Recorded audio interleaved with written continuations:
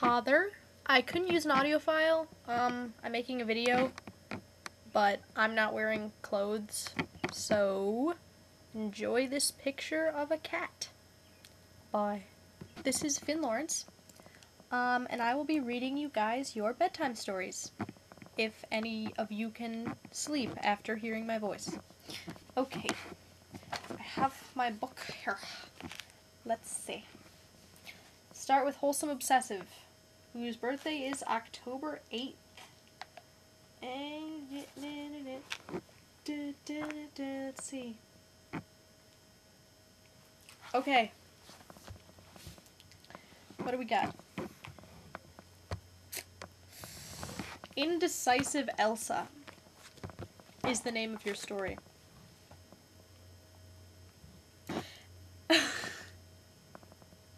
There's a picture and everything. Okay. Elsa went out to help harvest the grain. Because she had always been taught to think hard before doing anything, she asked herself, what should I do first? Harvest the grain or eat my lunch? She decided to eat her lunch. Who wouldn't? And afterward, she asked herself, now what should I do first? Technically, second. Harvest the grain or have a nap? She decided to have a nap, and she slept so much that when her husband arrived, he found her slumbering still, without having done anything yet. I'm just gonna be honest, in the picture, I thought she was like 6 years old, but apparently she's married.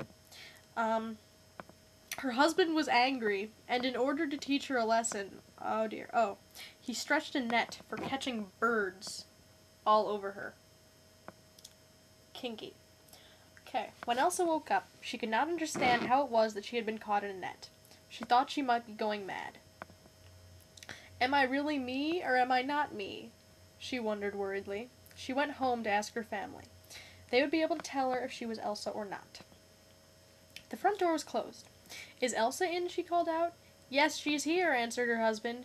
Well, if Elsa is here, then I can't be me, thought Elsa. The poor girl was very confused.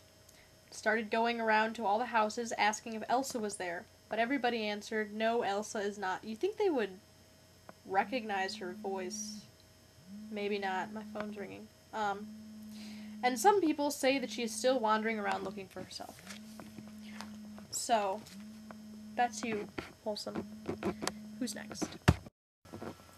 Okay, next is Pink Uneko is Gleefully Advert.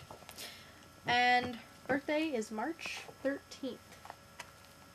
And her story is called Dr. Know-All. Which is absolutely ridiculous. Because what it sounds like is it sounds like one of those websites where you type in medical questions and then they tell you to go lie down. Kind of like the nurse at my school.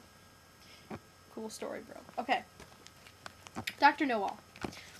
There was once a peasant who envied the good life led by doctors, lawyers, and notaries.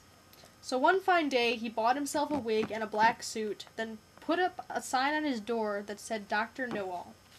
And then he got arrested for fraud. The end. Shortly afterwards, a man went by, who had just been robbed of a large sum of money. If he knows all, then, he also knows who stole my money, he thought. So he invited the Dr. Know-All to his house for dinner.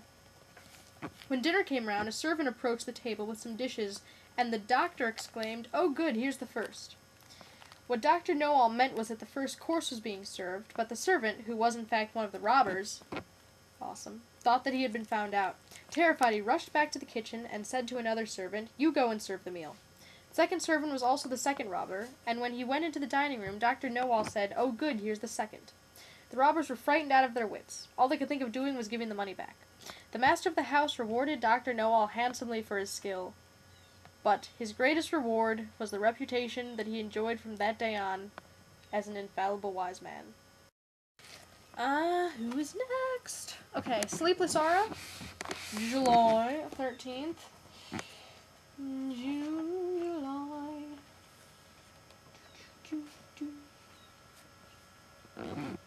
Okay, we've got more robbers here. The butcher and the thieves.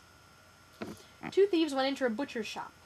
While one was waiting to be served, the other one stole some sausages off a plate and passed them to his companion. The butcher noticed the sausages were missing and accused the pair of having stolen them. They went to jail. The end. The one who had the sausages swore he had not stolen them, and the one who had stolen them swore he did not have them. Both told the truth, but the butcher beat them anyway. Oh my god. Is that really part of... Okay. Whoever took the sausages can take one of these as well. The butcher said between blows. The story is for children. Whoever has them can have one of these as well. That's the end. They steal and they get beaten. So, I guess that's a moral. Okay. Who's next? Alright. Pirate Panties. April 12th. April showers, spring and flowers. Okay. The Shepherdess and the Chimney Sweep. This is gonna be a romance novel. Alright. The little shepherdess with the long floral skirt and the big straw hat was placed on the table between the mirror and found herself beside the chimney sweep. Oh, I get it. They're dolls. I was about to say, what is this? Okay. Both of the little statues were of the finest porcelain and looked very attractive and delicate. The moment they saw each other, they fell in love. See, predicted. I am a genius. And began to plan for their wedding. However, the old Harlequin from Batman, with the clockwork head that always nodded yes, and who claimed to be the grandfather of the shepherdess, said her hand was promised in marriage to the mask of the Chinese dragon hanging on the wall nearby. When the little shepherdess heard this, she was afraid that her little ceramic heart was going to break in two. The sad little chimney sweep suggested that she flee with him to escape marriage with the dragon, and she agreed. Why would you not want to be married to a dragon? I don't know. So they climbed up the chimney. The sweep did not know any other way out, and found themselves up on the roof. Above them shone the stars, and beneath them the lights of the city sparkled. The little shepherdess had never imagined that she would be so terrified of the world. She was so scared that she asked the sweep to take her back at once. The patient and devoted chimney sweep was also frightened, and since he did not know how to say no to his beloved, the two little statues returned to their usual places on the table. During their absence, the old Harlequin had fallen off the table when he attempted to pursue the shepherdess and had lost his head. They're all so violent. The owners of the house had stuck his head back on with glue and a little iron hook, so now he had a stiff neck and could no longer nod his consent to the dragon, who wanted to marry his granddaughter. And so the shepherdess and the chimney sweep were now free to marry, and the two little statues lived happily ever after. Well, that's cute. See, you had a happy ending instead of just people getting beaten. So, alright. Reputissimo. Hope that's how you pronounce that. May 15th. La, la, la, la.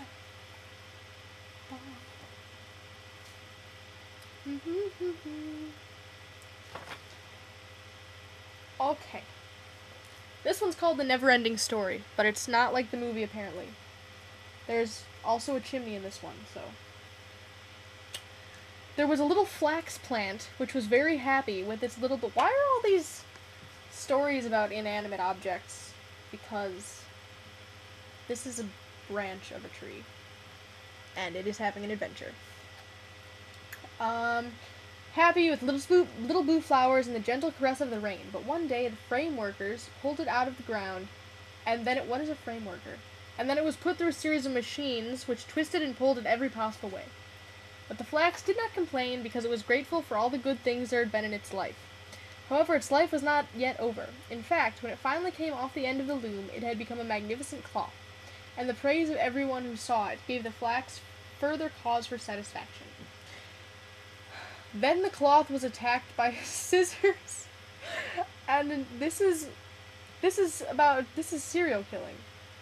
They got me involved in this story, and now it's just attacking with scissors and needles and machines and like disembodying. That's not the word. I don't remember.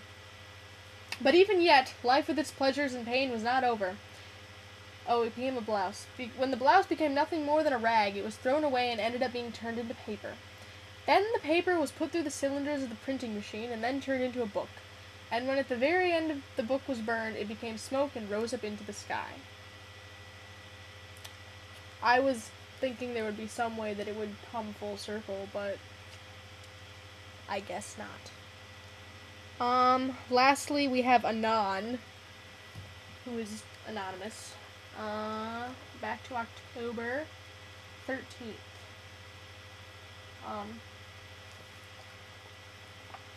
Okay. The Silly Wolf and the Billy Goat. An old wolf was no longer as strong or as cunning as it used to be, and the other wolves thought it was just plain silly sometimes. One of these times it was chasing a billy goat, which jumped to safety up on a high rock.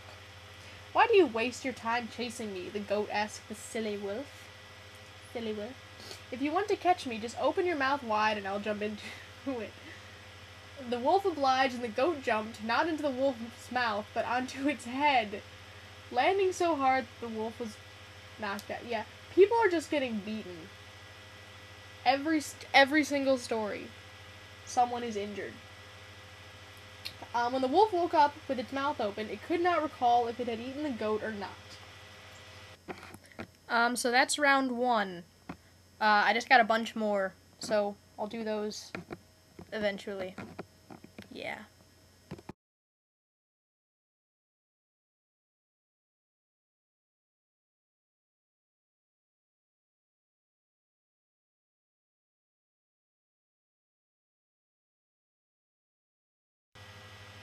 Okay, I have one more, and it's for chaotic reactions. So, 12/26, that's December 26th. December 26th. The patched up boot. Castles, palaces, villas, houses, huts. How many different types of buildings we live in. Yet I, who have been all over the world, can oh, this one's in the first person, that's interesting.